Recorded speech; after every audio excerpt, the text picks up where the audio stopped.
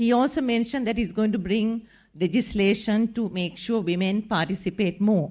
But in my opinion, that's good. It's better than nothing. But unless we all change our attitude towards women, including women, it's not going to be easy. So just to give you some statistics, we know over the years, education has improved and girls have equal access to education. We can see it even in our pass-out rates. Women do pass out more than men, even in the universities and all higher education systems. But in spite of that, women, as we all know, and in spite of having 52% of our population, women are only about 30 to 35% of our labor force. So even if I say it's equal opportunity for girls to go to school, I think all of us know if we are coming from a marginalized family and there's limited resources available and there's a girl and a boy, and that amount money has to be decided as to who is to go to university. I don't have to tell you who's going to get the money, right? It's the boy who's going to get it. No matter how smart the girl is, the parents are going to think, this is the one who's going to get married, have kids, and take care of us when we are old. The girl is going to get married and join another family. So those are the archaic systems we have in our minds, and that girl, with all her dreams and aspirations, is going to be told, you do another course. Maybe, I don't know, whatever the course that's available, and that's the end of her dreams. They're all going to be shattered. So that also happens, maybe not amongst this audience, maybe not in the circles we move in, but that's very common in the rural areas, because that's how, it need not be even money. It can be just a piece of, say we sit at a table and there's a last piece of chicken left. Who's going to get that piece of chicken? It's the son, right? You and I are guilty of doing that. But that's how our minds are wired. So until these things change, it's going to be very difficult to change this perception. Let me give you a few statistics that I've written, so I better read them out. We are told that 75%, I said 30% of the labor force is male. Obviously, 75% is male, and that's been quite consistent.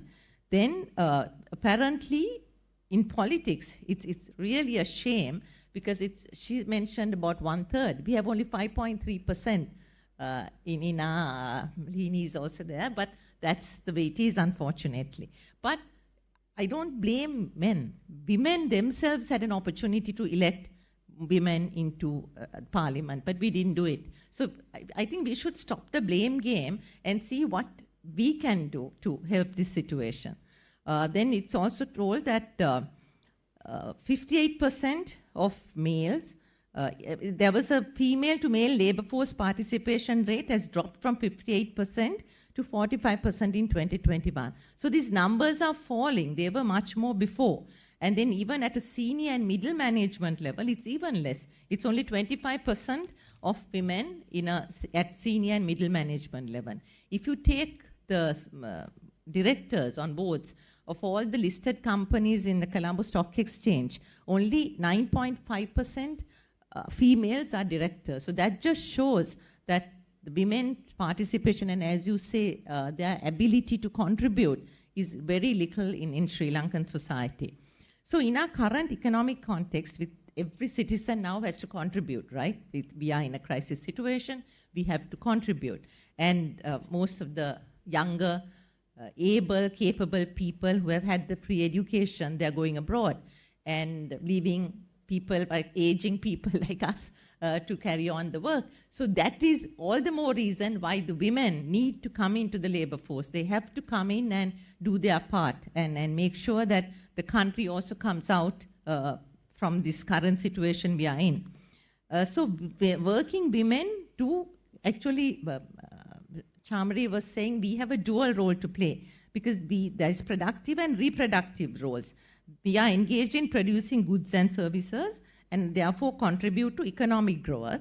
But we also involved in biological and social reproduction, because we have children, we nurture them, and we take care of them. So their role as workers, household managers, and community participants require appropriate social policies as well. So no economic policies alone is not going to help. We need to change society and our thinking. I keep repeating this because to me that's very, very important. Women are generally said to learn fast, and they become highly productive if they are taught a skill. But so lack of sufficient skills hampers these people from doing something important. For example, but there are also issues with when you have women doing a particular role, and then they end up into these low, unskilled jobs, which will have low wages as well. For example, the tea plucker, the garment girl, the housemaid that goes overseas. Unfortunately, they are at the very low end of the pyramid with no opportunity for them to grow up. Because if you're a tea plucker, you're a tea plucker for the rest of your life, right? And these three, I don't have to tell you, they are the ones that earn us the most amount of foreign exchange as well. But we treat them at such a low level, unfortunately. So, so what do we do to get this corrected? I think Advocata is promoting or advocating that we do some economic reforms. So maybe in education, employment, childcare, those are areas, in my opinion, that we can do some changes. So if you take employment, there are various, I think Advocata is also advocating that we do some legislation, for example, in the working hours. We should have flexible hours. Women can't work at night, which is a real sad situation. Women can't work in a bar. There are so many young girls with so much talent as to become mixologists and bar girls, but they're not allowed to do that. So then there are so many issues that can be hopefully corrected. Then maternity leave, paternity leave. Then if we can have some kind of assurance that when a woman comes after maternity leave, she gets her job back. And okay, maybe forget the promotions, but she gets her job back. So these are all things that can be legislated. Then when it comes to education, as I said before, women do have access to education, but they don't get the skills they require. For example, the science, technology, engineering, math are not taught to girls, or even if it is, they're not really encouraged to do it because they're taught that kind of work is not good for you, or there's not enough scope. So even parents don't encourage that. And without technology in today's world, I mean, there is no future, right? I mean, we need to have that grounding, that we need to have those basic skills so that we can forge ahead in our lives. So we need to encourage parents. As parents, we need to encourage our daughters to follow those streams of study.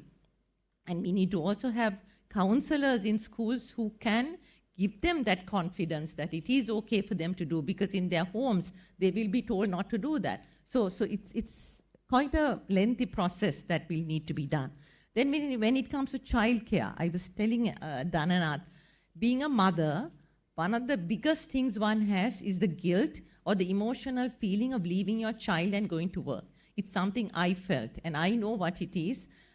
When a child is sick, or when a child has some issue, it could be just, leaving a child, and when you have to go to work, it really pulls at your strings, especially when a child says, Mama, stay at home. So these are things that only a mother has to undergo, not a father. So they don't really understand that. So then they go to work, and when they are at work, then you feel about your child. When you are at home, then you get this thing about work. So it's a very difficult situation for women, the psychological feeling she has, because she has a huge sense of responsibility at work as well. And then she also has this feeling for a child. So it's not easy to get the two balanced. So when I say childcare, right now I think it's not fair to expect companies also to invest in creches and childcare, because companies are struggling themselves, right? I mean, they're not charity, they also need to make money. There are so many companies that are closing. So I don't think we can expect that, because it's not only childcare, women also have to take care of their parents, aging parents, in-laws. They all become your responsibility, not the husband or your brother. It's your responsibility. So that is, just childcare, aged care also has to be taken care of. In other countries, the government does subsidize. So maybe, I don't know, maybe religious institutions, welfare societies, it has to be done at a village level. I think you also mentioned that it has to be done at the grassroots so that people have access to it. And maybe people can jointly contribute towards it. Otherwise, if we are expecting companies to do that, they are not going to do it. And that means they are not going to take women, because most companies don't take women of a particular age because they know, okay, she's going to get married, she's going to have children. So it's a huge disadvantage. So we need to do things to mitigate these disadvantages and make the bosses feel comfortable and confident that the woman will manage this somehow or the other. Then the other issue is with regards to job security. When it comes to, for example, during the pandemic, men also lost jobs. Yes, we all know that.